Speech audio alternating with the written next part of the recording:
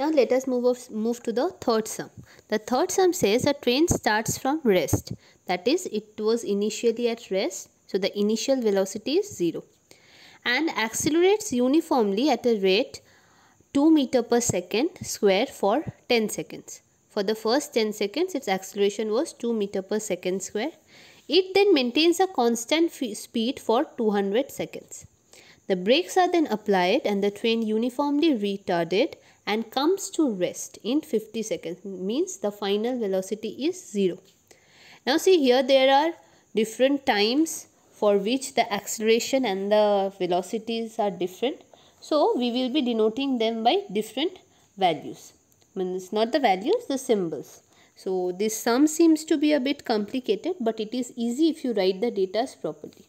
See, for the first 10 seconds, acceleration a1. Okay, because there will be two accelerations. So I am denoting the first one as a1 is equal to 2 meter per second square. Velocity will be u1. That is, will be given by u plus a1 into t. What is u? The initial velocity. That is, when the body is starting from rest, it was 0. So the initial velocity u is equal to 0. So I am getting u1 20 meter per second. Now for the next 200 seconds, the velocity was same. That is, the body was maintaining a constant speed. So for the next 200 seconds, velocity will be same u1, that is 20 meter per second. Now after 200 seconds, the body was applied by a brake and it was retarding. So as the body was retarding, its velocity was decreasing. So it cannot be greater than 20 meter per second. So the answer for the first question, that is the maximum velocity reached, will be 20 meter per second. Now the second part says the retardation in the last 50 seconds. Now for the next 50 seconds, final velocity v is 0. The body was moving with the velocity of 20 meter per second. That will be the initial velocity. So v will be equal to u1 plus at. That is the acceleration that we will be getting now. I am denoting it with a, and the final velocity of the body v is 0. So I am getting a equal to minus 0.4 meter per second square. Why minus? Because the body was retarded, its velocity was decreasing. So I have got a. Now the third part is the total distance travelled.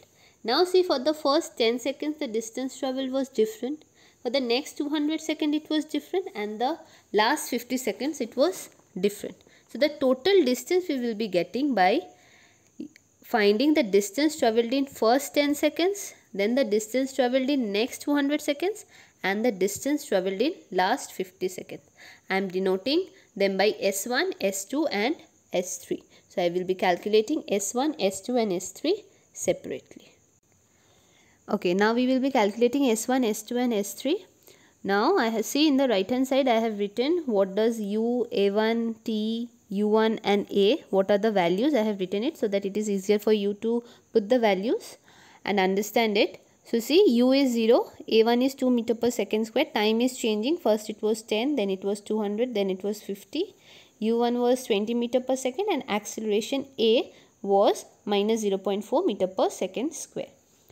So for S1, U is 0, T is 10 seconds, A1 is 2 meter per second square, and I am getting S1 as 100 meter. Now for S2, that is the distance travelled in the next 200 seconds, it is said that it was moving with constant speed, that is with the speed of 20 meter per second. So here the distance will be speed into time. So I am getting 4000 meter. And S3, that is the distance travelled in the last 50 seconds. So the initial velocity was 20, t is 50 and acceleration was minus 0.4, and I am getting the value 500 meter. Now you can say that we can go by the formula v square equal to 2as plus u square. Yes, you can apply that formula because here we know the final velocity as well. So you can apply that formula too. Your answer will be same, there will be no difference in the answer. Now the distance travelled will be S1 plus S2 plus S3, and I am getting the value as 4600 meter. Then the last part says average velocity. Average velocity is total displacement by time taken. Not You are not going to apply the formula that you apply to calculate the averages normally, that is you will add all the velocities and divide it by 3, because here we are getting 3 velocities. No, you are not going to apply that. Here the formula is total displacement by time taken. Do not make this mistake that you are adding the velocities and dividing it by the number of velocities you are getting. Your answer will be wrong. So make sure you are, to find the average velocity, you are applying the formula total displacement by time taken.